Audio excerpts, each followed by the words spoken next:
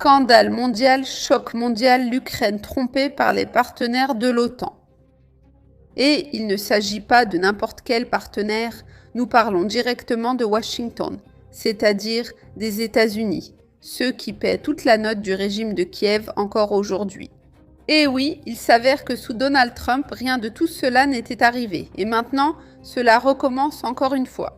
Il a promis à Volodymyr Zelensky un certain nombre de choses qu'il ne pourra très probablement pas tenir, ou du moins pas dans les mêmes conditions. Tout ne sera pas source de réjouissance pour la Fédération de Russie. Il y a donc un point précis où ces promesses de Trump pourraient encore être tenues, mais évidemment au détriment de la population et très probablement des économies européennes. Mais telle que la question est posée, en ce qui concerne l'ensemble de la promesse elle-même, eh bien oui, il sera difficile de la réaliser.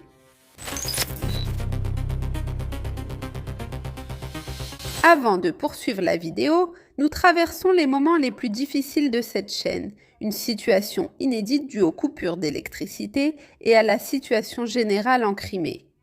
Alors si tu veux nous soutenir, laisse un bon like à cette vidéo, écris un commentaire et si tu t'abonnes à la chaîne et actives la cloche, tu nous aideras vraiment beaucoup. Un grand merci de rendre possible notre travail d'information. Commençons. Scandale, scandale et encore plus de scandales, les États-Unis. En lui faisant une promesse militaire en plus et en frappant exactement là où le régime de Kiev en a le plus besoin et là où il réclame le plus souvent cette promesse pour l'Ukraine, promesse qu'il sera difficile de tenir. Nous parlons en particulier de la défense aérienne dont Kiev a désespérément besoin, en réalité dans toute l'Ukraine. Après la rencontre entre Donald Trump et Volodymyr Zelensky, cela a été l'un des sujets les plus commentés, la localisation possible. Sur le territoire ukrainien, la production de missiles anti-aériens guidés pour les systèmes de défense aérienne patriotes, ce qui, cependant, sera difficilement réalisable, du moins pas comme le régime de Kiev l'espère. C'est-à-dire qu'ils en ont besoin pour hier, ils en ont besoin tout de suite et en très grande quantité. Les États-Unis, de leur propre poche, ne peuvent déjà pas donner grand-chose, et je ne vous raconte même pas si cette production doit être organisée sur le territoire ukrainien. Cela dit, restez jusqu'à la fin, je vais vous expliquer où l'Ukraine pourrait effectivement recevoir quelques missiles de défense aérienne patriotes et où ils pourraient être fabriqués, mais certainement pas sur le territoire ukrainien. Ce qui, à son tour, finirait probablement par entraîner le conflit dans une escalade encore plus grande. Même en Occident, cette initiative a été accueillie avec un scepticisme notable, s'agissant de la production de missiles patriotes sur le territoire ukrainien. Selon certains médias, même si l'Ukraine obtenait la licence de production, lancer la fabrication de ces missiles sur son territoire serait une tâche extrêmement difficile, pour ne pas dire pratiquement impossible. Et encore moins dans les délais très courts dont dispose actuellement le régime de Kiev et dont il a besoin. Le régime de Kiev qui n'a pratiquement aucune ressource et encore moins de ressources en termes de temps. Il n'est pas nécessaire d'être un génie pour comprendre exactement pourquoi, mais nous allons maintenant passer en revue précisément les points clés de cette impossibilité et par conséquent de cette tromperie de la part de l'OTAN, tout particulièrement de la part de la Maison-Blanche envers le régime de Kiev. Les chaînes d'approvisionnement actuelles sont déjà complètement saturées.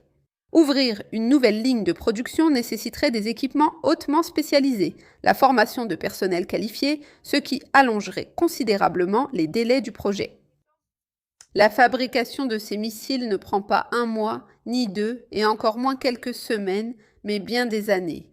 Et, par conséquent, leur production sur le territoire ukrainien ne serait pas disponible dans les délais dont le régime de Kiev a actuellement besoin. Des délais qui doivent être respectés d'urgence. Autrement dit, il est tout simplement impossible de fabriquer des missiles Patriot pour les systèmes de défense aérienne Patriot du jour au lendemain et encore moins de le faire sur le territoire ukrainien. De plus, fabriquer des drones à grande échelle, ce qui a été l'un des arguments avancés par l'Ukraine. Nous pouvons fabriquer une quantité énorme de drones et maintenant, nous attaquons déjà très à l'intérieur du territoire de la Fédération de Russie.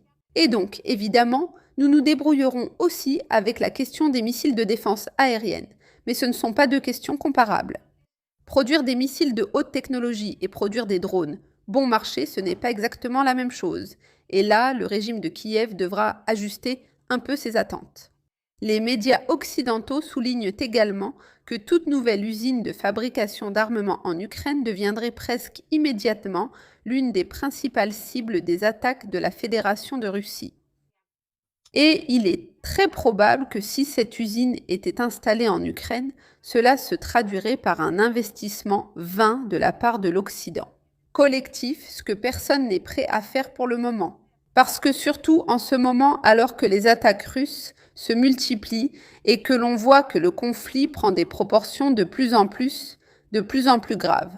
Absolument personne ne veut perdre de l'argent simplement en le brûlant en quelques instants. En essence, ces arguments sont tout à fait fondés. La demande de missiles PAC-3 pour les systèmes patriotes dépasse largement la capacité de production. Tant l'Europe que les États-Unis ont vu leurs réserves diminuer considérablement. D'abord en raison des livraisons aux forces ukrainiennes elles-mêmes, puis en raison de l'implication militaire américaine au Moyen-Orient, qui, bien qu'il ne soit pas soutenu par la majorité des pays de l'Union européenne, mais cela a nécessité une énorme quantité de missiles de défense aérienne Patriot, qui sont tout d'abord produits aux États-Unis. Pour Washington, la priorité reste de répondre à ses propres besoins, donc je crains fort qu'il ne puisse pas offrir beaucoup d'opportunités à l'Ukraine, et encore moins à prix réduit. La localisation de la production prendrait également des années, et son succès n'est absolument pas garanti, et absolument personne n'est prêt à perdre de l'argent comme ça. Il suffit de se rappeler, par exemple, le projet A en métal pour construire une usine en Transcarpathie. Depuis l'annonce de ces plans, la situation a tellement changé que les risques et les coûts ont complètement dépassé les avantages de l'initiative. Et en fait, la direction de l'entreprise semble chercher depuis un certain temps des arguments pour tenter de justifier l'arrêt des travaux, et par conséquent, du projet lui-même. À cela s'ajoute, en plus, qu'il faut aussi compter avec la résistance politique aux États-Unis, où toute initiative de ce type portée par Donald Trump rencontre nécessairement une forte opposition, ne serait-ce que parce qu'elle a été présentée par l'administration de la Maison-Blanche, surtout à la veille des élections de mi-mandat. Donald Trump n'a justement pas la tâche facile pour gagner dans ce contexte. Les déclarations du président des États-Unis peuvent donc être interprétées comme un geste à l'égard de l'opinion publique. Nous avons essayé, mais les circonstances ne l'ont tout simplement pas permis. On pourrait aussi parler d'une tentative de Donald Trump de gagner de l'argent avec une initiative secondaire ou de provoquer un mouvement sur les marchés, ce qui ne serait pas particulièrement surprenant venant d'un homme qui a toujours cherché à gagner de l'argent et qui, en fait, a fini par en gagner. Même au moment où ses propres concitoyens ont dû payer leur essence beaucoup plus cher que d'habitude, en raison de la guerre au Moyen-Orient, déclenchée en fait par Donald Trump lui-même. Bien sûr, tout n'allait pas être réjouissant pour la Fédération de Russie. Et même s'il reste très surprenant pour tout le monde que l'Ukraine ait l'intention de fabriquer des missiles pour les systèmes de défense aérienne Patriot, il n'est pas encore clair comment et où ces opérations seraient menées. Mais il existe tout de même une possibilité qui pourrait aboutir en plus à une escalade encore plus grande du conflit, car cela impliquerait certains membres de l'Union européenne. Certaines estimations ont été présentées suggérant que l'Ukraine pourrait assembler des missiles pour les systèmes, de manière similaire à ce que fait le Japon pour les systèmes de défense aérienne Patriot, de la même façon que le fait le Japon. Et il est important de souligner ici que même dans les missiles fabriqués par le Japon, qui sont produits par l'entreprise Mitsubishi, tous les composants ne sont pas fabriqués localement. Ceci, en fait, est un autre point défavorable à la fabrication de ces missiles en Ukraine, du moins pour la chaîne complète. Non, il s'agit de fabrication, mais cela plaide pour produire ces missiles au sein du territoire de l'Alliance de l'Atlantique Nord, surtout dans l'Union européenne. Les Japonais ont établi une collaboration à long terme avec les États-Unis, et en plus, ils l'ont fait en temps de paix, ce qui est infiniment plus facile à réaliser, pour des raisons évidentes qu'en temps de guerre. La tête chercheuse, par exemple, active pour les missiles PAC-3 assemblés au Japon, est fabriquée exclusivement par la société américaine Boeing. En tout cas, l'Ukraine devra s'intégrer dans la chaîne d'approvisionnement mondiale, qui est déjà suffisamment surchargée pour allonger les délais, encore davantage, en apportant certaines capacités dans l'assemblage de composants spécifiques des missiles. Ce serait, en tout cas, la contribution possible que l'Ukraine pourrait apporter à cette question de l'assemblage de missiles pour ses systèmes de défense aérienne, dont le régime de Kiev a tant besoin actuellement. Bien que la fabrication du corps du missile puisse être relativement simple, la production de moteurs de fusée à propergol solide, avec des spécifications strictes, ainsi que de moteurs de manœuvre propulsés pour le contrôle dans les couches supérieures de l'atmosphère, représente une tâche extrêmement complexe. Il est presque impossible de produire un carburant avec les mêmes caractéristiques en Ukraine. C'est pourquoi, pour la balistique ukrainienne, il est prévu de fabriquer le carburant au Danemark. Le Danemark est l'endroit où nous avons déjà commencé à aborder la question de rendre cette fabrication possible. Mais, cela dit, en la transférant, non pas tant en Ukraine, mais plutôt sur le territoire de l'Union européenne. Et, par conséquent, en impliquant encore davantage l'OTAN dans le conflit avec la Fédération de Russie, au lieu de le faire dans les installations du complexe de Pavlograd, c'est-à-dire au Danemark plutôt qu'en Ukraine. En raison de cette série de facteurs, il est très probable que, dans le cas où ces missiles commenceraient à être produits spécialement pour le régime de Kiev, les usines soient construites quelque part en Europe, en particulier dans l'Union européenne. Il y a déjà une installation similaire en Allemagne. En fait, dans la ville allemande de Sobenhausen, l'entreprise Comlock opère une coentreprise de la société américaine Ration et du géant européen de la défense MBDA Deutschland. Là-bas se trouve une ligne de production de missiles PAC 2 GMT Guidance Enhanced Missile Tactical. Il s'agit d'une modification du missile optimisé pour intercepter les missiles de croisière, les avions et les missiles balistiques tactiques. Récemment, en particulier au printemps de l'année 2026, RTX a signé un contrat de 3,7 milliards de dollars, financé en plus par l'Allemagne pour la production de centaines de ces missiles pour l'Ukraine, c'est-à-dire pour le régime de Kiev.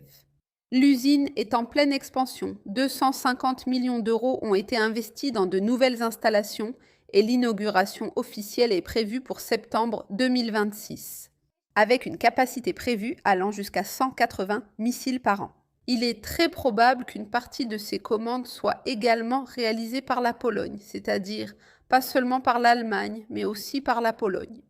Depuis 2018, l'industrie de la défense polonaise a reçu un contrat pour la production de moteurs de manœuvre latérales, des moteurs à combustible solides beaucoup plus complexes pour les missiles les plus modernes, PAC 3 MSE. La ligne de production a été certifiée à l'automne de l'année 2025 et il est donc très probable que ces deux pays soient ceux qui finiront par produire ces missiles supplémentaires pour le régime de Kiev. Donc, pour résumer un peu la question, d'une part, le fait de transférer la production en Ukraine, surtout dans le contexte de l'opération militaire spéciale, tant que l'opération militaire spéciale est en cours, c'est pratiquement impossible, n'est-ce pas ? Ce qu'on ne veut pas, c'est simplement perdre de l'argent du jour au lendemain et offrir à la Fédération de Russie la cible rêvée. Si cette production ne peut se faire en Ukraine, c'est une tromperie totale des États-Unis.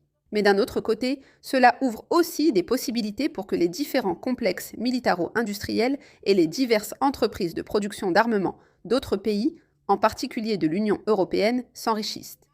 Lesquels, en plus, sont désormais l'une des forces les plus importantes et les plus dynamiques des économies déjà bien fragilisées de l'Union.